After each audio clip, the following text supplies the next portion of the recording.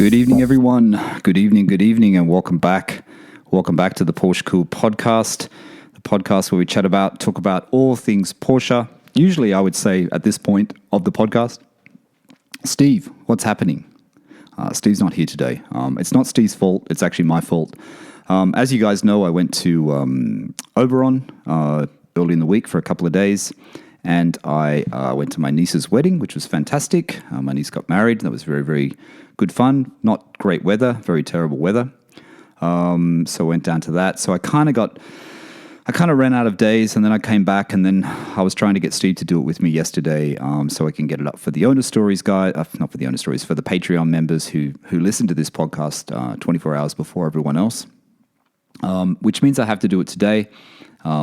So I decided just to do it solo. At one point there, I wasn't going to do an episode, but I thought I don't want to give you guys no episode this week, so I want to keep going.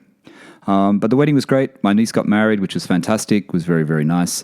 So I got to see my family, my nephews and my brother and my sister-in-law and people who I haven't seen in 2 years. So that was it was a really nice thing to see everyone at the wedding and have some fun. It was on a lovely farm down near Oberon, Waldara Farm, I think it's called.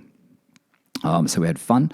Now you guys are probably going to ask me, how was the drive, Michael? How was the drive to Oberon in the Porsche? Well, I didn't take it. I didn't actually take the car. I didn't take the 911. I actually have no regrets about it now because the weather was dismal. And I know Stephen from previous owner stories. Stephen is down in Oberon Way having a drive at the moment with his friends in beautiful Porsches and Ferraris. But when we were there, the weather was atrocious. Like I said, I got a share car. I didn't take the 911. The road to the farm, I chose to drive to the farm. We didn't choose to take the bus, which was the bus basically so you can drink and come back. Because we're a bit late getting into Oberon. The wedding was at 3 and we didn't get to Oberon until just after 2. So we literally got to the wedding just before they started. And it was raining, and I'm glad we didn't, because my brother warned me about this long dirt track, and it was long, and it had the little cattle bridges, which in countries in the country in Australia, like bars that you go over. So it was pretty awful. It was a rural road. It was low. It was really like heaps of big stones. So it would have been a nightmare taking the 911 on it. I guess if we had more time, I could have just left it at the hotel that we stayed at, the Motor Inn. And I guess we could have caught the bus, which probably would have been the easiest way. But I didn't do that because I wasn't thinking straight. So, like I said, no regrets. But I didn't take the car to Oberon. But Stephen, who's been on our stories before, did actually tell me that it was a great road. And it was a great road, and there were some great roads. And I know that I will take the 911 back there, and I'm going to try and get Steve to go down there. Steve's going, yeah, sure, because you never go on any drives. I didn't go on a drive with Steve and Marco on the weekend.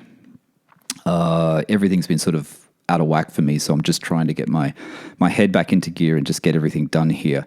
I can't just leave things. I've got to get everything out of the way and see family and stuff like that. So excuses, but I will eventually catch Marco and Steve, and hopefully some of you other guys who live in Australia, because you've been saying to me we should go for a drive. I went to Autohouse Hamilton today and had a chat to the guys there. Great place to go in Sydney if you have a Porsche. A lot of you guys have heard me talk about it before. I decided to get my front under tray replaced. The front under tray, you probably remember last week or the week before when I was going through the list of things, it came up as a note on my service that was cracked or split.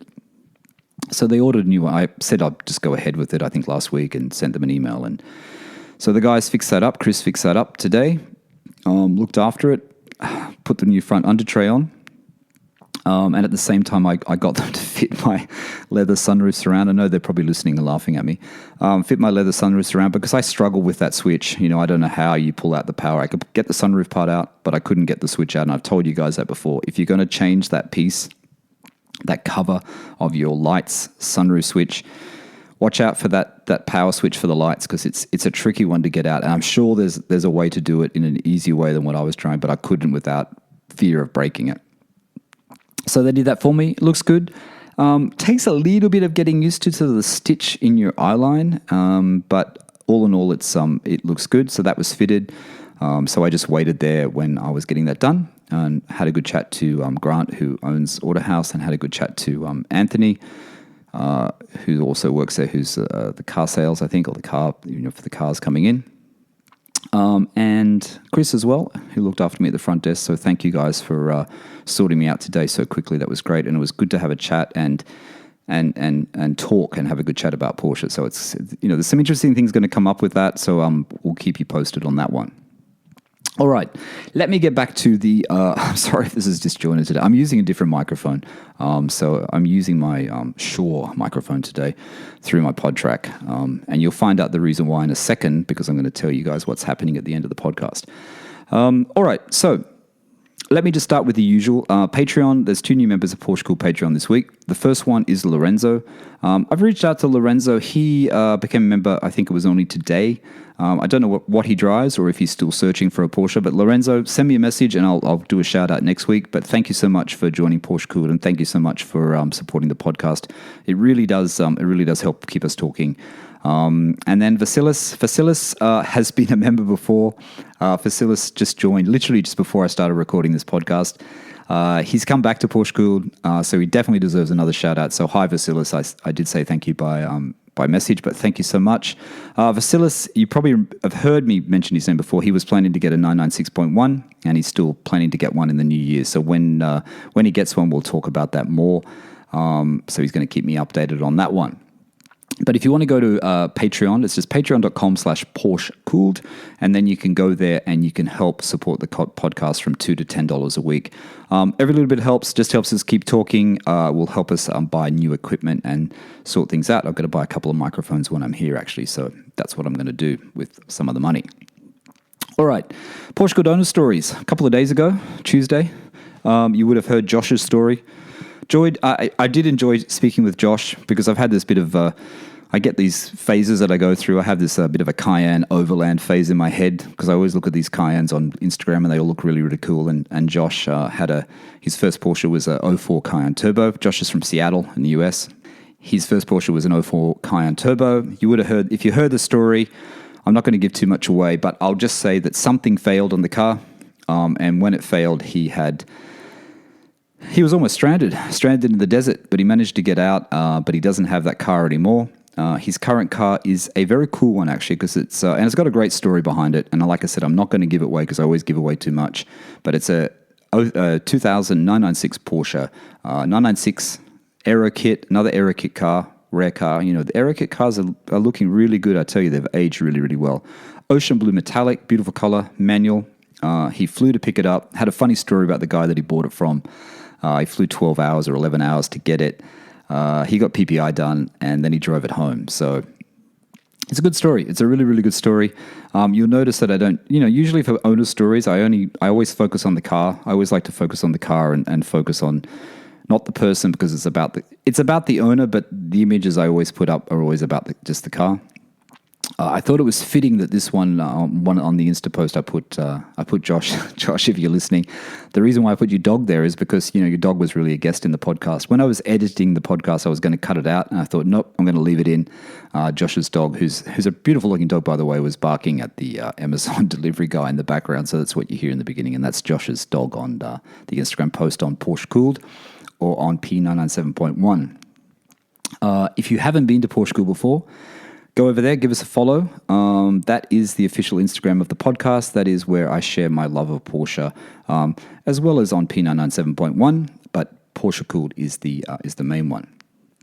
So I just want to read out one of the. Steve always gets bored with this, and I know he's probably listening, going, "You really have to go through this every week." But I like to give a shout out because people go out of their way, and I really appreciate all the support. Like the podcast is just. And I don't want to talk about chart numbers, but the podcast has just gone crazy in the past couple of weeks. The amount of new people listening and the numbers and stuff. So it's just fantastic. So we're on our way with you guys, helping us along the way. We're on the way to being the number one Porsche podcast in the world. Not that that's probably a goal that we have, but it seems to be coming closer and closer to reality. So it's very, very cool. What was I going to read? The review. That's right. So this one is from Poor.boy. Via Apple Podcasts. I know, and this is Barry. I won't read your last name, Barry, but if people see the review, they'll see it. But Barry's from Scotland. Barry wants to come on Owner Stories, actually, so it'd be great to have Barry on. An oasis of Porsche calm. Really enjoy your podcast. Your casual, informal approach gives us a calming tone to a topic that lies close to my heart. Having had Porsches in the family for many years, I'm now on my 7th 911. He's got a 997 GT3 RS. Very nice, Barry, very nice. And my dad, now 83 years old, hoons around in a Panamera Turbo. I've been through most of the models, 996 and 997, and can relate to so many of your articles. Keep up the great work. Thank you, Barry. Thank you for giving us that review on Apple Podcasts. It really does get us seen, and I'm really looking forward to getting you on Owner Stories and having a chat about that. I'm really interested in hearing about the GT3 RS, actually. It's a great car. Very, very good car. What else did I want to talk about? So the leather parts, like I said, I gave in with that sunroof surround. I got it fitted by Autohouse. I couldn't remove it. The other parts look great. Really happy with them. I had a couple of issues today, actually. It's weird. Like you get everything sorted, everything's fixed. I had a problem. I went to a storage facility because we've got to get storage here for all the stuff that we've brought back. Run out of space until we can find a bigger place. And my Porsche key, I went to lock my car at the storage place, and it just wouldn't lock. I looked down at the key. The key doesn't have a light flashing on it. The red light's not flashing on the 997 key. The 997s are solid keys, as you guys know. They're not folded keys. No red light. Won't lock the car. So then, I tried again, nothing happened. So I just put the key in and locked the car that way. Then we came back to the car. It seemed to work. It didn't work at first, and then it worked. So I'm thinking, okay, the battery's running low. I look online on Renlist. I find about the battery. I don't think I've ever replaced the battery in my two keys. I only use one key. The other key's quite a new key, so I don't really use the second key. So nonetheless, I thought the battery was running low, so I go to, doing some grocery shopping, and I buy that battery, the classic round battery, whatever the number is. Easy to get out. You just clip it, you just split the key open down the center, and then you get the battery out and you stick it in. Very easy. Even I can do it. Not hard at all. And then they said you should, to reprogram the key, you should go down to your car and lock it, unlock it, and lock it with the key, and then you should be able to lock it with the key click. Well, I did that. Key click didn't work, even with the new battery. No light coming on the key. So then I tried again. Still wouldn't do it. Then I opened the door, and then the alarm starts going off. The horn starts going off. It's like, okay, so I'll put it in the ignition, turn the key on, the alarm stops. And then when I go to lock it, it locks. So unless I did the sequence wrong, and I'm sure someone's listening who's like going, no, that's not how you do it. Tell me what I've done wrong here, because I was following what the guy said on Renlist on a couple of posts. The alarm going off means something was weird, like maybe it wasn't recognizing the key. I hope my key is not on the way out. I've heard some stories from some of you guys who told me you had to get a new key, and it wasn't cheap because you have to get it reprogrammed by Porsche. And the key itself, I think in the US, I think Suncoast have got them for like $220 or $230 just for the black bit. So I don't know what it costs for Porsche to reprogram it, but I'm sure it's not. I'm sure it's not cheap. I'm sure it's even more expensive here. So anyway, let me know if you have any ideas there, what's going on. Like I said, I locked it again just then, and it worked. The light's on the key now. The red lights up. It's got a brand new battery in it. Unless there's something wrong with the internals of the key, that's a possibility. What else is happening? I was reading the notes. Steve and I always do notes about what we're going to talk about, and I thought it was quite. And Steve, I know you're listening, and I thought it was quite. What's the word? I can't even think tonight. It's quite appropriate, actually, to talk about detailing just very, very quickly. And I know that on the WhatsApp group, the PorscheCooled WhatsApp group, they were talking about how they listened to the last week's episode, Steve, and that they were surprised that it took you so long, that you must be doing something wrong. How could it take you that long to do your car after having the ceramic coating? And I don't know, maybe we can talk about that next week. We'll talk about that with Steve next week, because it does seem like a long time, and Steve and I laughed about it, but it does seem like a hell of a long time to be spending on your car when it's got a paint correction ceramic coat, doing all the foam spray and all that sort of thing. If you don't know what we're talking about, listen to last week's episode. But anyway, talking about detailing, there's a really good video on YouTube. It was filmed quite a long time ago, because I remember listening to Smoking Tire podcast, and Matt Farah was talking about it happening at the time. But it's Larry at MO New York City. He did a video on detailing Mike Musto, who's a friend of all of them, friend of Matt Farah and everything. It's black 996 Carrera 4S. it was really interesting. It was really, really interesting. And it was showing you that the car was, it's weird. He pulls up to the car. You see it in the shot in the video. Pulls up in the car and it looks pretty perfect. And then they look closer and they start looking at this car. And the standard paint wasn't great. I don't know whether that's a 996 trait or that happens on the 997, but unless the person before really did a bad job, but it actually showed you what happened in the video when you machine polish a car really, really poorly. And you literally burn through the clear coat, and you can see where they burn through the clear coat. And it was on the rounded parts, near the roof, and it was really bad. Watch the video if you haven't seen it. It's a good one, especially for you guys who are, starting to think about you want to paint correct and detail your car, and you just buy all the stuff, and it only costs you $500 or $600, and it saves you thousands. I would look at this first because honestly, and I know Larry at NYC always says this. He always says, you really do need to know what you're doing. You know what I mean? Because once you go too far, there's no turning back, and you can see this 996 had it. But it's a really good episode because it actually shows you how they can't really paint correct the car, and they do this. They call it framing, which I've never heard of before, where they spend time on cleaning, to meticulous detail. Certain parts like the black rubber. The black rubber around the windows, or the black plastic, or they just clean, you just clean every little bit. So all those things are so clean and whatever. And sure, they polish the car a bit and they clean the car, that you don't really, maybe you look past the situation with the burn through the clear coat. You know what I mean? Like it sort of, they call it framing. It kind of covers it, I guess. It kind of covers it. It makes your car look exceptionally clean, exceptionally detailed, even though it has a couple of flaws, which is quite a good way of looking at it. I really enjoyed the video, and I think if you haven't seen it, go and have a look at it. New York City, Mike Musto's Black 996 C4S. I don't know what the name of the video is. I didn't write it down, but you should definitely go and check it out. What else?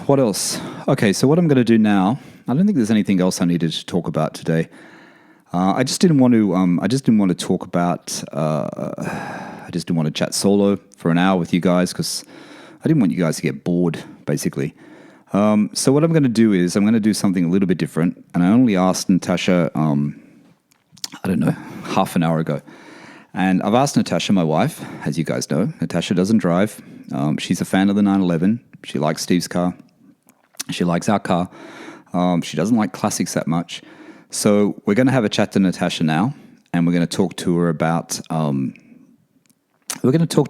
Porsche. And I thought this is a good lead-in. Haven't had any, like I said, we haven't had any women on owner stories. We've only had the men. We've only had the car guys. We haven't had the car girls. So let's go into the second half of the podcast. Let me just regroup and let me go into the second half of the podcast, and let's get Natasha and talk about what she thinks of the whole Porsche thing. Let's get a woman's perspective on my passion of what's been going on with our 911. Okay, welcome back, everyone. So this is like the second half of the podcast. As you probably can hear, I don't know whether you'll hear it or not, but this is being recorded on a different device. I'm going to try something different, and you probably saw it in the title because I probably titled it in a way that you guys will know what's going on. So I'm recording this on my Zoom PodTrack P4. Never used it before, first time. I know other podcast hosts always skite. Is that the word? Is that an Australian word? Skite? I'm not sure if that's a normal word. Skite about how they've got a PodTrack. I'm not Spike First, and I don't have a P8. I've got a P4. But this is the device that I'm going to be using in Sydney. I'm going to be using it to record a few people in Sydney, actually. I've got an idea for a different kind of spin-off for the podcast, which I think is going to be quite good. Been thinking about it for some time, and getting a few people lined up to chat. It's like an owner stories, but it's a little bit different. So that's coming up in the new year. So today I thought I would do something different, like I said, because I made a mess of this podcast and was not organized with who was going to be on it, and Steve. Well, not who was going to be on it, with me and Steve organizing the time. Today, as I said to you guys earlier, with the going to Order House and just coming back from a wedding, I really ran out of time. So you guys would have an episode. I almost got to the point today where I wasn't going to do it because I've actually literally just got home not long ago. We've had dinner at 7:30. So I thought, why not? Why not talk about the Porsche community And why not talk about how the Porsche car community, people have said to me before, quite a few people actually, why haven't you had any women? Why haven't you had any car girls like us car guys on owner stories? As we know, the car community, the Porsche community, it kind of is more male focused. I don't want to say that, but it kind of is. But if we dig deeper, there are a lot of women who are enjoying Porsches and enjoying cars. But this is a Porsche podcast, so we talk about the Porsche side of it. Of course, a lot of you guys, and she's not the only one. A lot of you guys know Lara at That Porsche Girl. She's definitely helped, being noticed by Porsche and having those two great cars, the air-cooled, the turbo, and the other one, which I should know what it is, but I don't. Sorry, the greeny colored one. She has a great Insta. I've spoken to her on and off over the years, and she's done really well, and I think it's fantastic. Her passion shows through in the Instagram, which is really, really cool. So we've never had any women on owner stories, and this is not an owner stories episode. This is Friday's episode, which me and Steve are normally going backwards and forth, as you guys know. But a few people reach out to me, like I said, so we'll change that. But the reason why there are no women on the podcast, I guess, is because I don't know why, actually, because it doesn't really make any sense, because the main listeners, I should say, of the podcast are mainly male. Not many women listen to the podcast. I think it's something like 96% or 97% male listeners. So there are a few girls out there, and I know a couple have reached out to me to be on owner stories. But there's not a lot. But maybe that's what the problem is. Maybe we just need to get more girls on owner stories and more of the Porsche girls, more of the Porsche women, the car girls on the podcast, like us car guys, and start changing that what do you call it, division. So to start rolling,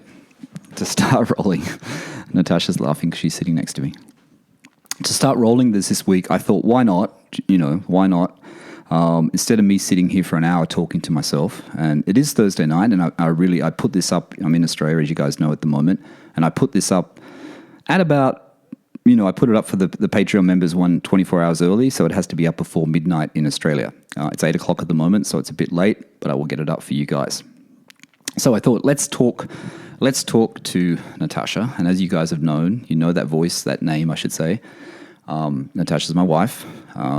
She is, I don't know if she's a Porsche fan, but we're going to hear from Natasha in a second.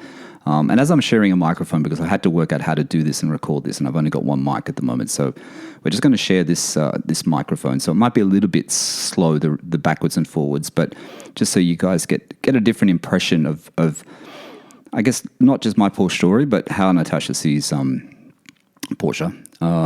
And Natasha doesn't drive. We'll talk about that. But she does have a keen, trained eye for design. And she knows what she hates and she knows what she likes. So let's get Natasha on the spot and let's get her to tell us what she thinks about Porsche, about 997, maybe even about this whole podcast thing even. So just so you guys know, Natasha hasn't got a driver's license. So let me just introduce Natasha now. She's gonna come onto the mic, and she's gonna tell you why she hasn't got her driver's license we're not going to say ages here, but why she hasn't got her driver's license. Why don't I have my driver's license? Because I much prefer to be driven. It seems much more comfortable. And I never got around to taking the test. Also, I don't think anyone's ever taught me properly how to drive, so it probably would have helped if in my first lesson you told me where the brake was. Talk about the farm.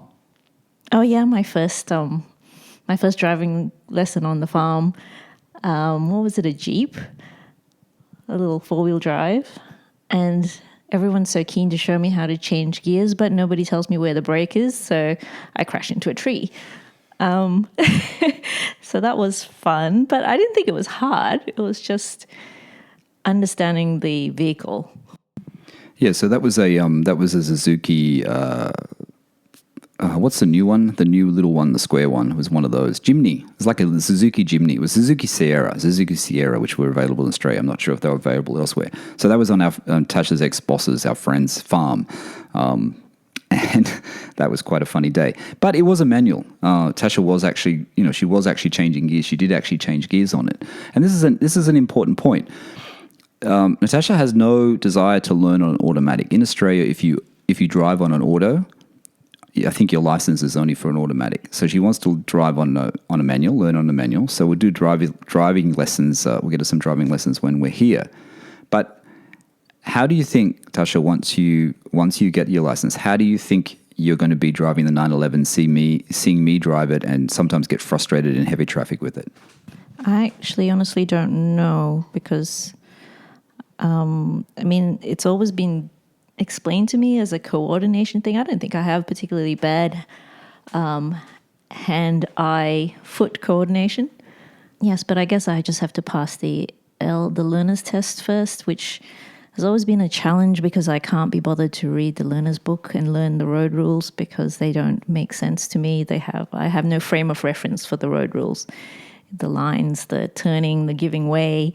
So, just making my way through the rule book is a challenge and not of particular interest to me. Okay, so, you've been in the 911 a lot of times. You're going to get your license.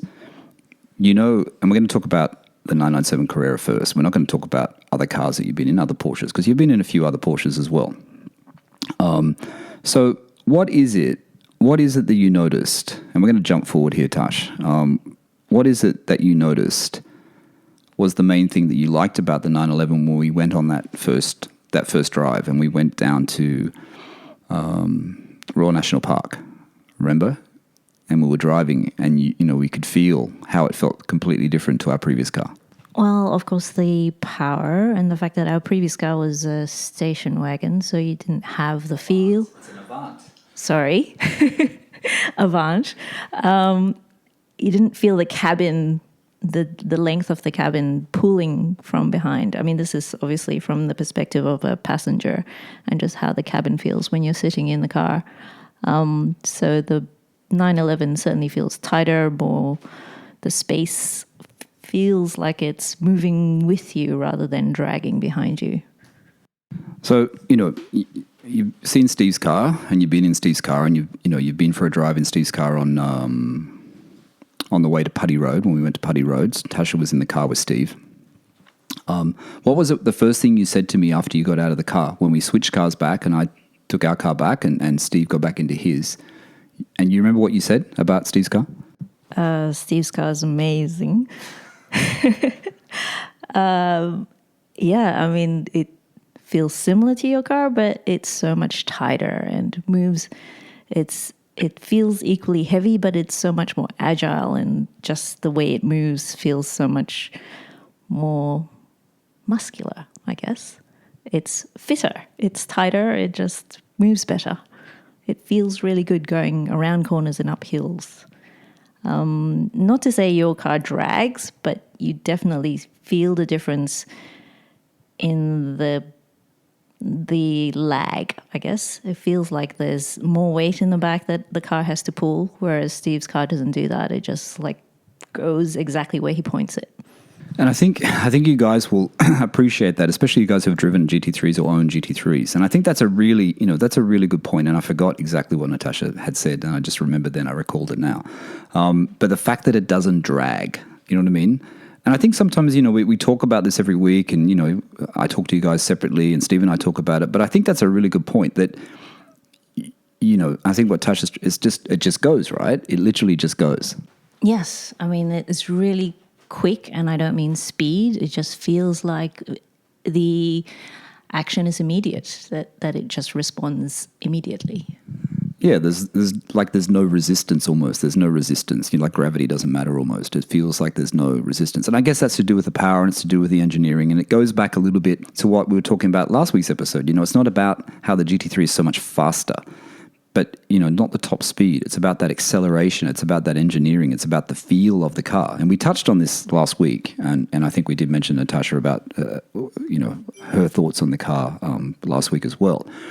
So I thought that was really, really interesting. I mean, you do, and we've spoken about this many times before, you do notice a difference between a Carrera and a GT3. There's no doubt about it. There's a difference. They're both great looking cars, but there is a huge difference, and there should be too, because you're paying a lot more, and it's you're talking about the top of the product line, aren't you? Almost. You're talking about where we all try to get to eventually, something that we want, whether it be a turbo or a GT3 or a GT3 RS.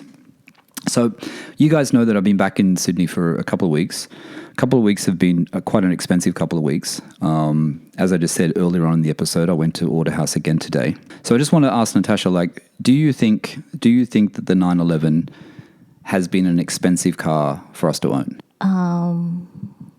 Well, not really, I guess, because it doesn't seem to be as expensive to service as our previous car. And it feels to me as if everything you put into it is well spent. I mean, we enjoy it. We enjoy the car. You enjoy the car.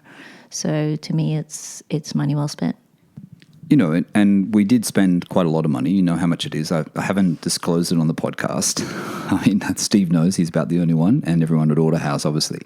But, we come back to the cost. And I think, Natasha's thoughts on that are quite, you said that to me a few times, right? A car, it hasn't cost a lot of money. And of course, the car has been sitting for 2 years, and the cars are pretty bulletproof, really. The car hasn't really had that much wrong with it. It hasn't been things that have been wrong with it from sitting. The things that are wrong with it are just things because it's a 15, 16-year-old car that needs maintenance. So as I said earlier in the podcast, I got the leather sunroof surround fitted by Autohouse today because I gave up on it. I just want to know what Tasha thinks of the leather parts, whether they're installed. Most of them are installed except for that key surround. Do you think they make a difference, Tash, or you think they were not really needed? Well, I usually think it's superfluous because the car interior already looked good. But I guess now that all the parts are in, they kind of work together. So there's a little bit more extra detail, which now that the sunroof bit is in, I think all makes sense because it's well balanced. Yeah, the sunroof, and I might have mentioned earlier on, but the sunroof thing is a little bit weirder to get used to because you do actually know it disappeared before. And I'm talking about the sunroof surround, like I was mentioning earlier on, the sunroof surround that hides has the sunroof switch and the light switch. The stitching does, and Natasha noticed this when we just went out before, it does stand out a lot more. But it's probably because you haven't seen it and it used to just disappear almost. But because I have those blades and because I have the inner door sills now, it kind of ties in the whole driver zone. So I think if you were going to do leather parts, you can't just, and if your car has no leather like mine had, mainly no leather except for the pull handles and things like that, you have to do the blades near the PCM. You should do the inner door sills because you do see them on the inside. If you're going to do the sunroof surround, I think you definitely need to do the sun visors, don't you think, Tasha? Yes, I think that it makes sense that way, that there's the same leather detail across the top of the headlining that then ties into the pieces on the dash. Yeah, because if you don't change your visors out and you get that leather surround piece, and I didn't mention this before, but it's a different texture. Like the vinyl or fake leather or whatever you call it, leatherette that they have, the standard visor, it's got grain to it. You can see the grain in it. It's got a bit of grain. This leather doesn't have grain. Well, the leather that I had done in the UK doesn't have grain. So that side of it, you have to kind of do them all. Otherwise, it might look a little bit weird. So you guys know, I haven't gone off it. I don't talk about it as much anymore about the 912, but I haven't gone off the 912. I still want a 912 or a 911, a 911S or a 911T would be better, but one of the three, 911E even. Natasha's not a huge fan of the 912, so I just want her to tell you guys why. And you guys know Steve's not a huge fan either. I think Steve's coming around, but what is it about the classic Porsches, like what Ajmal, a flat cap driver, have with his 912, and you've seen pictures of that? What is it that you don't really get with this old Porsche thing? Well, I guess I can appreciate how beautiful they are and the detailing of them and the, just the design of the car. To me, they look beautiful. From a passenger's perspective, I've been in old cars before, and the springiness of the seat and the way the car rumbles under you, it just feels like you're riding on a tractor. So, it's not it's not that pleasurable for me. So I think I'd rather be in a modern car that's smoother. And sure, you get the rumble and you feel the engine, but it feels heavy and solid and safe, and you don't feel like you're in kind of a sort of farm vehicle, I guess. But a modern car being a modern 911, right? You're not talking like the latest 911. The 997 you class as a modern car. Yes, definitely. I mean, I've been in the 996 and that feels pretty good too, but I thought the 996 interior was kind of clumsy. I mean, it's certainly not as nice as, say, Audi interiors, whereas the 997, they fix that up and it certainly now feels like a luxury vehicle. All the parts don't look like they're just tacked on. Okay, so all you guys listening who have a 996, I didn't say that, okay? Natasha said that, so don't hold it against me. All right, so before Tasha goes, because she's only got a little bit of time tonight. This is very weird, but I'll keep going with it. So we talked about the leather parts, we talked about the maintenance. I want to talk about sound, because every time I do an owner stories, I always like to talk to people about if they've got an exhaust, if they've got the OEM sports exhaust, if they're doing a sports mod. Some people like the sound of the bass. Some people are still thinking about whether they want a Fister or a Gundo or, whatever they're going to get. So, Tasha, you remember when the 997 didn't have the exhaust, when we first picked it up, had the Tech Art wheels. Tell the listeners what you thought about those wheels, and tell them what you thought of the sound when we first had it, and try to remember back of when I got the Fister exhaust and we went on a drive and you heard it. Well, you heard it in the garage, I think was the first time. What did you think of it and of the wheels and of the exhaust? To be honest, I don't really remember the exhaust. I remember the wheels. I thought the wheels were very flashy. I mean, they're nice wheels, but they're a bit loud and large, and I guess it just changes the character of the car, and I think I much prefer the car now. It suits you better, and I think, and I'm strongly opposed to you removing the stripe, because I think it's just got that much more personality with the stripe and the wheels the way they are now. That kind of suits you.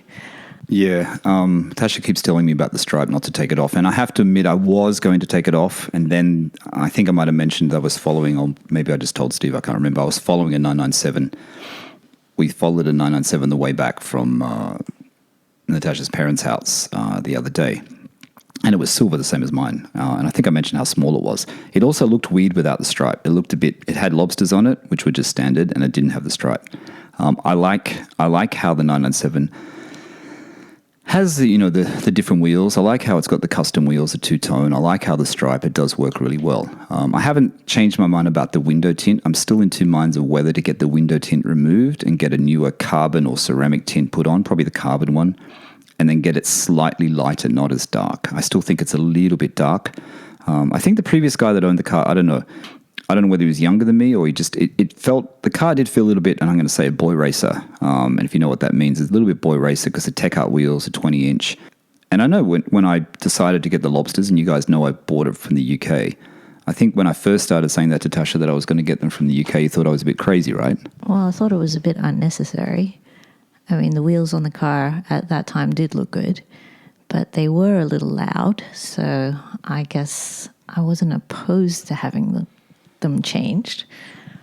But to go to all that trouble to get the wheels from overseas, I just thought that was another one of your crazy ideas. But in saying that, when I got the wheels and we got them fitted in Sydney, Tasha liked them, didn't you? Yes, definitely. But then, we did look at them online beforehand.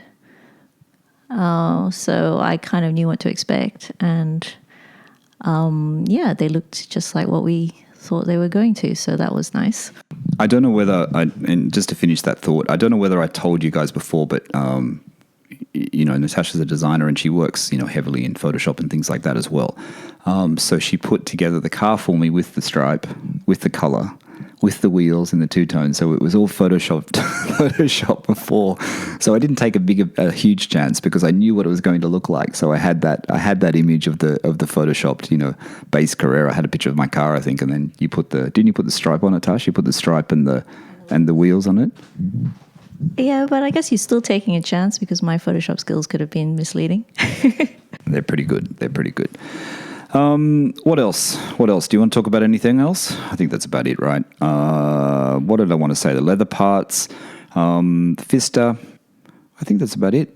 What else? Do you want to say something else? I think we'll end it there. I just wanted to, I guess I just wanted to introduce you guys and let Natasha come on and just have a few words tonight. Like I said, just so that you guys didn't have to hear me talk solo for an hour. I thought you might have liked this side of it. So let me know if you do. Let me know if you don't, actually. Tash, anything else? Not really. I mean, it's a bit weird not being banished from the room while you're recording. Yeah, so just to set that space. Our place is quite open, so we don't have as much space as we did in our Bahrain flat or in our London flat. So we're kind of like it's a little bit harder to do the podcast here. But in saying that, I have actually locked in a lot of people to do owner stories in the next couple of weeks. So to keep that going for you guys over Christmas, so we'll have plenty of new guests coming up. Steve will be back next week as well, and I think that's about it. Tash, that's it. Yeah, I guess. Oh, just before I go, a few of you have been asking me a couple of things about the drives that have been going on, and a few have been asking me about how the car feels. Car feels amazing. I did say that last week. Autohouse Hamilton did an absolutely fantastic job. Pierre at Atlas Body did an absolutely fantastic job on my front bumper. Looks perfect. Autohouse did a great job just sorting everything out, all the work they did on it. The car just feels really, really good now. I know some of you are probably saying, why in the hell did I replace the front under tray if it was cracked? Autohouse had it on the list. If it's on the list and they have it there, I think it's something that I should do. I just like to clean the list off sometimes. I mean, I have the ability to do it at the moment, and I have the time and I'm here. So it's better if I just get it, out of the way while I'm here. As I said, the only thing on the list at the moment, as long as my key is not a huge problem, the only other thing on the list at the moment is that I've got that slight clutch shudder as noted by Autohouse Hamilton. So I guess that would need to be looked at. It's not that bad. For me at the moment, it's not that bad. I have noticed it, like I said, but that will be, to do that. And if the flywheel needs to be done, that is another cost. But if I can spread that out and that doesn't happen until, the next service, and then say the rear brakes have to be done at the same time, because as you guys know, my rear brakes, I think I mentioned, they're okay. There's enough on there at the moment, but they will need to be done eventually. Front brakes feel fantastic. Car feel fantastic. Honestly, like I said, if you haven't had your transmission mounts or your engine mounts looked at on your 911, if you're in Sydney, go to Autohouse. If you're not in Sydney, go to your specialist. But, honestly, get them looked at, because it makes such a big difference to the feel of the car. The change in my car, the change in the feel, I don't know how to explain it, but it really does make a big difference. Oh, and you guys, I know there's a lot of you out there. Ajmal, hello. Flat Cap Driver, make sure you go and follow Ajmal. What was I going to say? F1 this weekend, 13th of December, Abu Dhabi, season finale. I'm a big F1 fan. I don't talk about it a lot here on the podcast, but I'm a big F1 fan. Really looking forward to seeing the result of the end of the season. It's going to be a good one. If you didn't watch it or you're not into it, at least watch the highlights of last week's race. It was a good one. It was not always fair, but it was still exciting, I guess, and also annoying, but everything that you want motorsport to be. It was a really, really good race. All right, that's it. Okay, guys, I hope you enjoyed this one. Like I said, thanks for listening. That's Natasha. Natasha's my wife, and we're just chatting about my 997. And I guess, sometimes you've got to go into your kitchen or go into your living room and look at your wife and ask her what she really thinks about your Porsche passion and your Porsche journey, I guess. I think it's a good thing. And like I said, Tasha loves the 911. There's not a problem with it. Like I said, she gets a bit annoyed with me how meticulous I am, I think, and how I'm so worried about, everything to do with it, which I have been more so lately for some reason. I don't know why, but I have been more so lately. That's about it. All right. Thanks, everyone. Like I said, next week, Steve will be back. Owner stories, hopefully on Tuesday. Just lining up someone now for that for you guys so that I have someone for next Tuesday. All right. Thanks for listening to the PorscheCooled Podcast. Bye for now.